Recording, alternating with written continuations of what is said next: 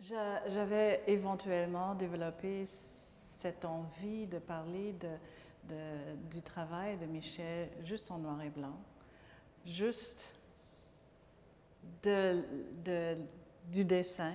Et effectivement, la question du dessin est quelque chose que j'ai commencé à rechercher. Et à ce moment-là, ça devient quelque chose qui informe aussi mon travail comme artiste. C'est réellement une sorte de recherche que je voulais entamer. Parce que le geste du dessin est un geste qui est comparable à prendre, à juste noter quelque chose, et c'est quelque chose que je fais avec ma caméra. Le premier challenge, vraiment, le défi, c'était comment sélectionner parmi tous ces carnets. Comme photographe, je suis toujours dans un mode de classification.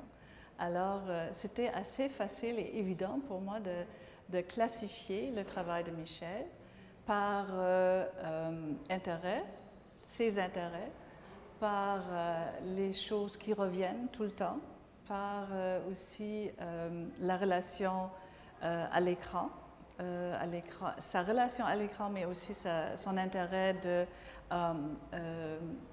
nous parler avec son film de l'écran et sa relation presque fusionnelle avec cet instrument.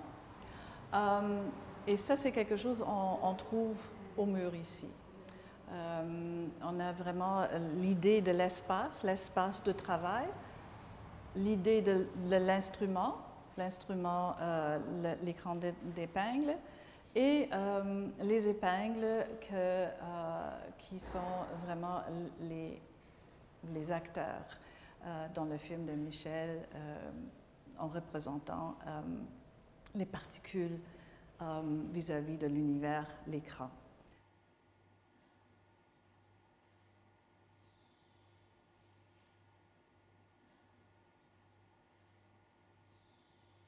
Je m'intéresse beaucoup au processus de travail, dans mon travail, comme autant dans le travail de Michel. J'aime beaucoup regarder comment un travail se construit.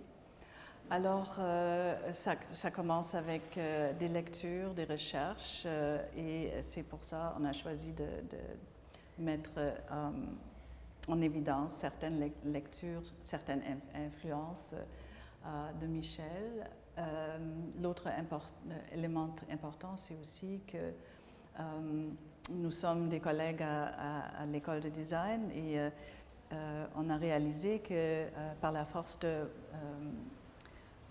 vouloir toujours présenter quelque chose aux étudiants qui viennent de notre expérience, cette formulation quotidien est vraiment quelque chose de très important qui influence notre processus, d'être capable vraiment de synthétiser certains aspects de notre travail qui est assez complexe, a entre autres aussi aidé à créer cette exposition qui est très très simple et très logique et en même temps super complexe parce qu'il y a plusieurs niveaux de compréhension du travail. Alors, dans l'exposition en bas ici, c'est plutôt concentré sur le travail dans le clair, le dessin, l'enseignement, la lecture, etc. Et la deuxième partie de l'exposition à l'étage, c'est vraiment dans l'obscurité, dans l'espace plus intérieur, en relation avec l'instrument, l'écran d'épingle. Ce qu'on apprend dans le cours ici, c'est l'observation, oui, c'est une rencontre avec le réel, oui, c'est de ça qu'on s'inspire, mais à la fois ce réel-là, ben, il vous ouvre la porte à un langage des formes qui, lui, à un moment donné, peut devenir plus abstrait, puis gardons la porte aussi ouverte à ça. C'est pas, on est, oui, dans un cours de modèle vivant, et oui, c'est une rencontre avec le réel, mais on n'est pas nécessairement dans un académisme pur et dur. Alors, il y a de l'espace pour ces interprétations-là et surtout pour la compréhension de la forme.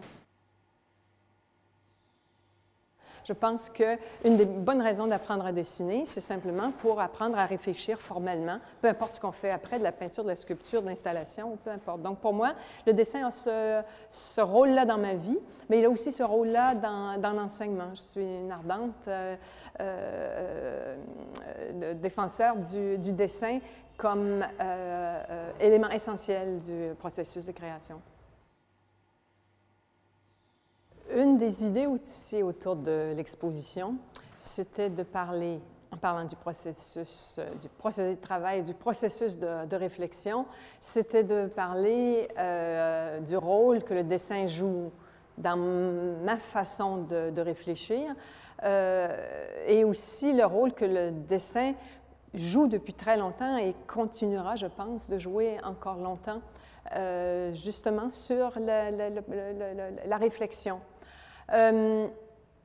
Moi, je dessine dans tout ce qu'on voit dans les carnets de croquis, c'est toujours une approche du dessin pour m'aider à penser, une façon d'inscrire sur papier où l'écrit et l'image se mêlent constamment l'un avec l'autre et où l'un pousse l'autre dans d'autres directions.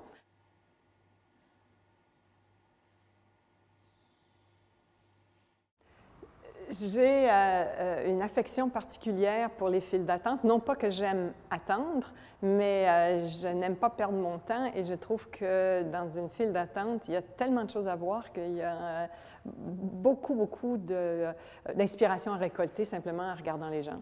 Donc, que ce soit file d'attente, peu importe pour quel rendez-vous, mais aussi une fascination pour les gens qui rentrent dans l'autobus. C'est le hasard, finalement, le hasard qui fait défiler les gens. Et je trouve qu'il y a des rencontres fascinantes à faire, soit dans les sujets vus séparément, mais aussi des rencontres improbables qui se font dans des salles d'attente. Donc, c'est un sujet inépuisable pour moi, la salle d'attente. Ce que l'écran d'épingle a apporté dans ma vie, c'est un instrument de travail qui me permet de fonctionner en termes de dialogue plutôt que de monologue, c'est-à-dire qu'en dessinant, je ne suis plus totalement seule. Je dessine avec cet instrument qui est très contraignant, mais qui est porteur de beaucoup de possibles. Et le fait d'être restreinte me fait plonger beaucoup plus profondément en moi.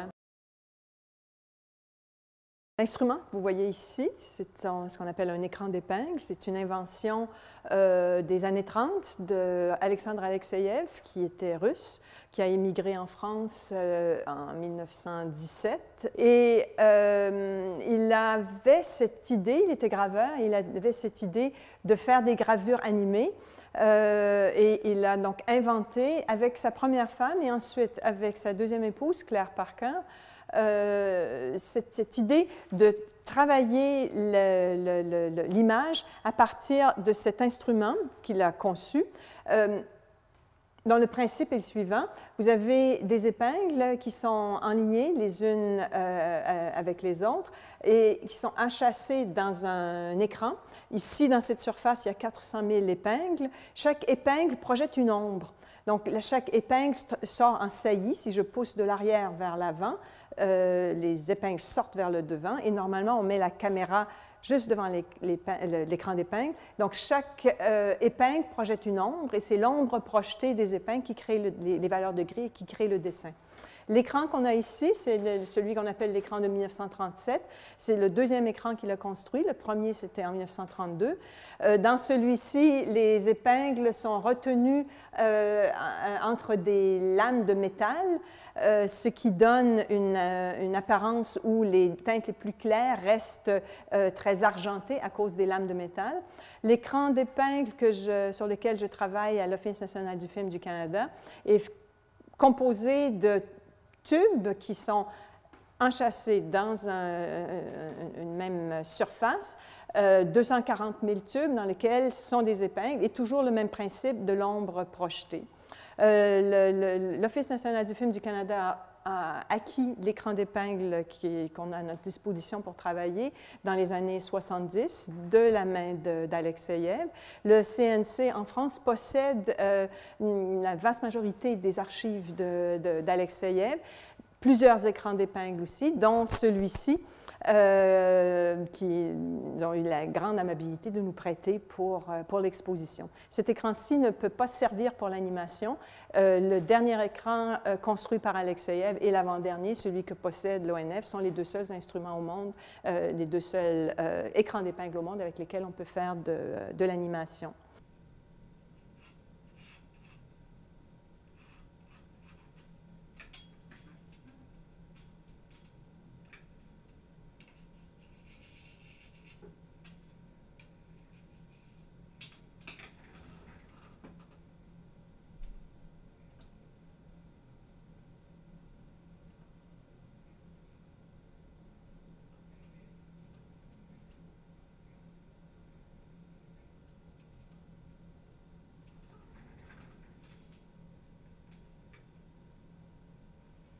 Le travail d'animation sur l'écran d'épingle, c'est un principe qui s'apparente à celui de ce qu'on appelle le stop motion.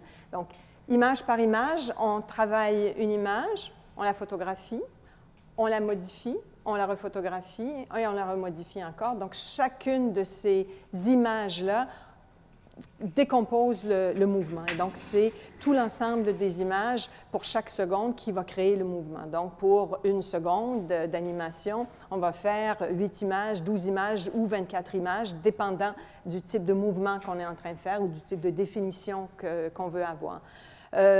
Donc, l'idée, c'est que si j'ai, par exemple, un personnage comme celui-ci et que je veux le faire bouger, bien, je prendrai une photo, une capture, comme on dit souvent, de cette image. Et là, je vais modifier, si je veux, par exemple, que le personnage se retourne, mais je vais modifier, en fait, tout l'ensemble de l'image de quelques millimètres pour amorcer le mouvement. Et de dessin, en effaçant ce qui est là et en redessinant, mais en bougeant légèrement, à la fin, j'aurai le mouvement qui se créera dans l'image. Maintenant, pour travailler, bon, je ne travaille pas vraiment avec mes doigts parce que je pense que j'aurais plus de doigts si je le faisais. C'est quand même des épingles, elles sont pointues, il y en a beaucoup. On utilise des objets pour faire des empreintes. Donc, la plupart du temps, je travaille avec des ampoules électriques, je travaille avec des petits galets de verre qui me permettent donc de travailler de devant et de derrière. Donc, je pousse de l'arrière vers l'avant et ça me donne les teintes foncées. De l'avant vers l'arrière, j'obtiens les teintes claires et toutes les entre-deux. Donc, la position de travail est toujours une position où j'embrasse l'écran finalement.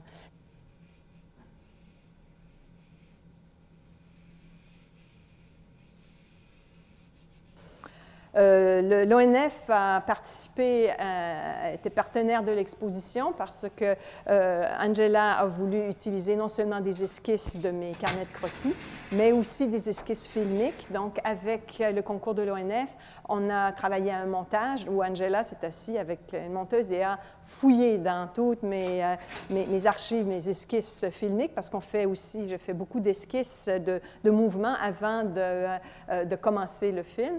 Et donc, grâce à ce partenariat, on a pu passer aussi beaucoup de temps à travailler ces segments de film pour faire le montage qu'on voit dans la pièce à côté.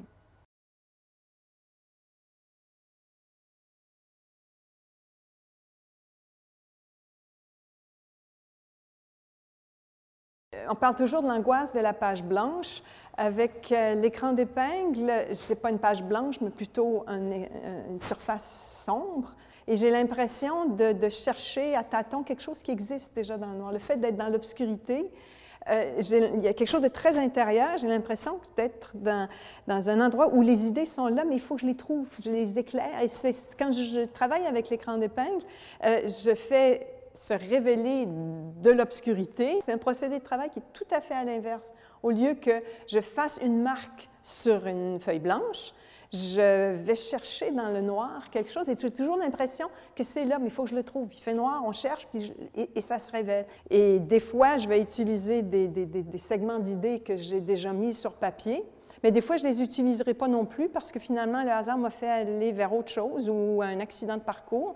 Mais ce qui est important pour moi, c'est de comprendre mon sujet. Donc, je sais où je veux aller, mais je ne sais pas comment je m'y rendrai. Mais j'ai déjà réfléchi beaucoup à tous les chemins possibles. Et donc, je sais qu'il y en aura un que je prendrai, et peut-être j'en découvrirai un autre en cours de route que je n'avais pas prévu, mais au moins, je sais où je vais.